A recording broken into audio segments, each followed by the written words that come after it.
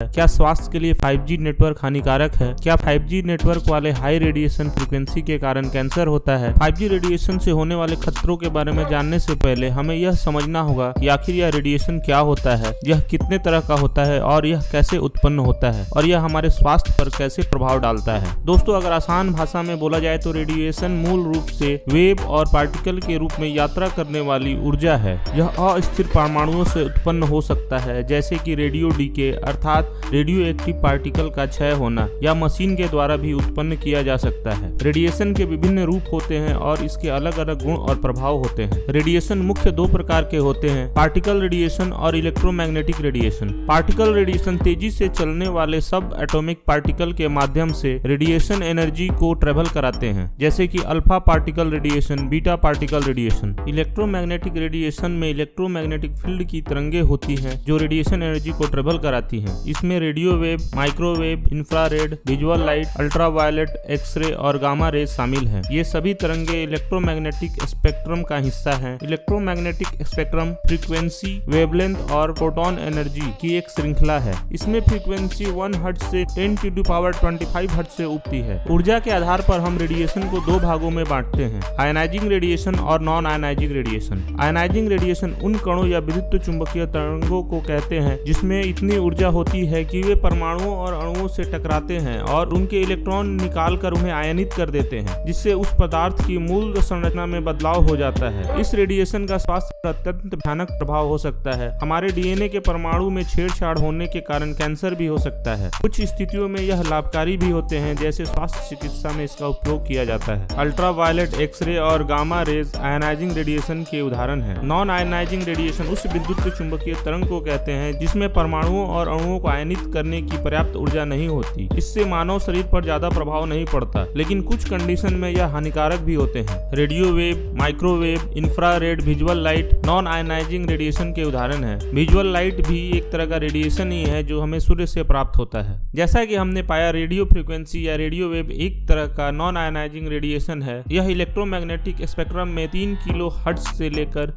300 gigahertz के बीच के range में फैला हुआ है। रेडियो फ्रीक्वेंसी रेडिएशन का इस्तेमाल ब्रॉडकास्ट और कम्युनिकेशन अप्लायंसेस में किया जाता है। सभी transmission system radio frequency spectrum के रेंज में काम करते हैं, जिसमें एनालॉग रेडियो, एयरक्राफ्ट नेविगेशन, समुद्री रेडियो, शौकिया रेडियो, टीवी प्रसारण, मोबाइल नेटवर्क, सैटेलाइट सिस्टम शामिल हैं। रेडियो फ्रीक्वेंसी एक तरह का नॉन आयनाइजिंग रेडिएशन है जिससे हमारे शरीर के भीतर हमारे डीएनए के परमाणु में किसी तरह का कोई प्रभाव नहीं पड़ता, अतः यह कैंसर का कारण नहीं बन सकती। WHO ने भी यह घोषित किया है कि अभी तक रेडियो फ्रीक्वेंसी के कारण कैंसर या ब्रेन ट्यूमर जैसी कोई भी घटना प्रकाश में नहीं आई है। लेकिन हम जानते हैं कि सूर्य की रोशनी भी नॉन आयनाइजिंग रेडिएशन है।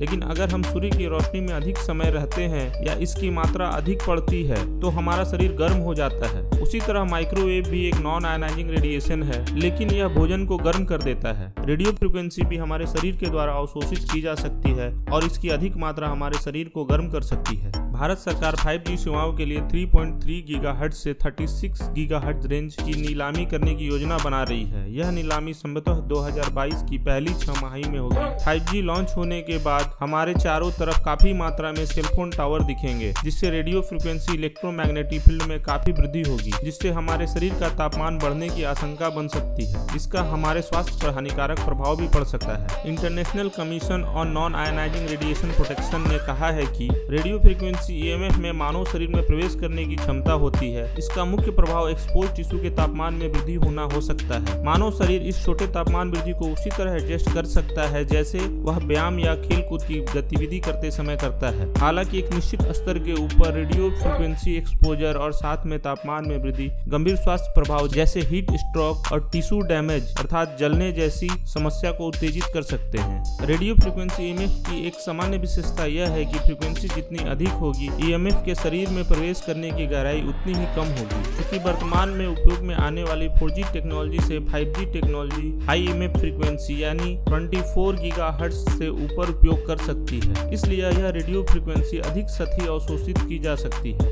ICN IRP 2020 गाइडलाइन यह सुनिश्चित करने के लिए निर्धारित किए गए हैं कि रिजल्टेंट पीक स्पेक्ट्रल पावर इससे कम ही होगी। 5G एक्सपोजर से कोई नुकसान नहीं होगा बशर्ते टेलीकॉम कंपनियां और सरकार ICN IRP गाइडलाइन का पालन करें। टेलीकॉम कंपनियां इस मामले में कोई गड़बड़ी ना करें, इसका ध्यान सरकार को रखना होगा ताकि इंसानों, जीव जंतु, पशु पक्षियों के स्वास्थ्य से खिलवाड़ ना हो पाए। दोस्तों, 5G टेक्नोलॉजी और रेडिएशन से संबंधित यह वीडियो आपको कैसी लगी? अच्छी लगी तो लाइक करें। अगर आपका कोई सवाल या सुझाव हो तो हमें कमेंट करें। हमारे चैनल को अवश्य सब्सक्राइब करें और बेल की घंटी को ऑल पर सेट करें। दोस्तों, हम इसी तरह के इन्फॉर्मेटिव वीडियो लाते रहते हैं। धन्यवाद।